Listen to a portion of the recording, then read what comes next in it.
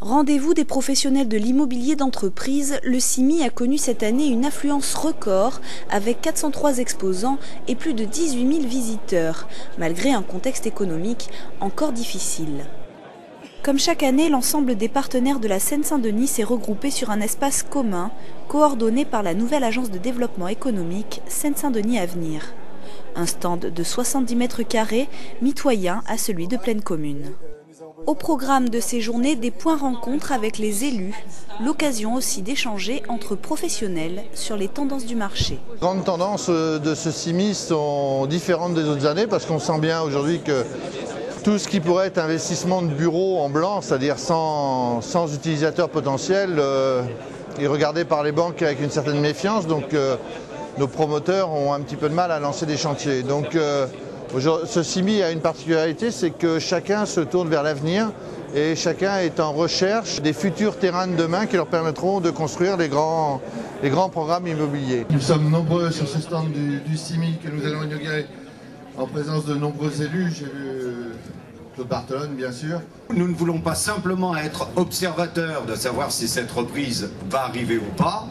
Nous voulons préparer toutes les conditions pour être prêts. Des prix attractifs par rapport à ceux pratiqués à Paris et dans les Hauts-de-Seine, 2 aéroports internationaux et un maillage de transport en commun bientôt renforcé avec le Grand Paris, la Seine-Saint-Denis a toutes les clés en main pour séduire de nouveaux investisseurs. Autre atout, plusieurs écoquartiers devraient voir le jour dans les prochaines années, comme celui des docks de Saint-Ouen ou encore le projet d'aménagement du canal de l'Ourcq porté par les villes de Bobigny, Noisy-le-Sec, Romainville et Bondy. De porter ensemble. Les maires de ces villes, conscients de l'intérêt porté à ces programmes, se sont déplacés sur le salon. Venir au CIMI, c'est l'occasion de rencontrer ces entreprises, ces investisseurs qui peuvent nous aider à faire que nos projets sortent de terre. L'investisseur me disait tout à l'heure, votre fermeté dans vos décisions et vos engagements pris devant la population m'ont aidé à aller au bout de mon projet. Donc je prends ça pour un compliment et je continuerai. Prévu l'autre jour, donc on n'avait pas beaucoup avancé. C'est la possibilité de rencontrer des tas d'acteurs qui interviennent dans l'immobilier, donc de leur présenter nos idées, de se retrouver et je dirais d'avoir ensemble des personnes que souvent on rencontre en bilatéral mais qu'on a rarement l'occasion de retrouver mélangées. Autre moment clé, la conférence qui a réuni plusieurs jeunes chefs d'entreprise issus de la diversité.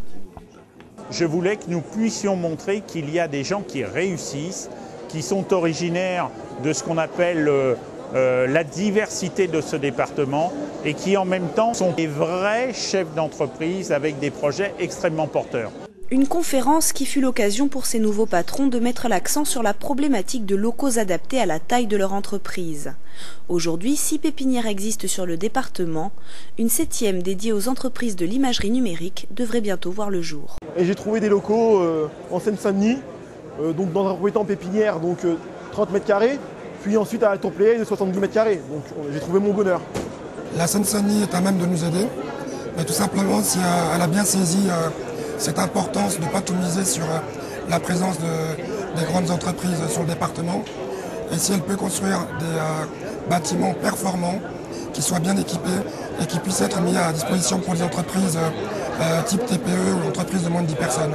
Des bâtiments performants à l'image des immeubles Le Mermoz au Bourget et de la Tour Neuf à Montreuil, qui ont tous deux reçu le Grand Prix CIMI de l'immobilier dans les catégories immeubles neufs et immeubles rénovés. Cette 8e édition du CIMI aura démontré que la Seine-Saint-Denis possède de réels atouts pour sortir renforcée de la crise et préparer un nouvel élan au département.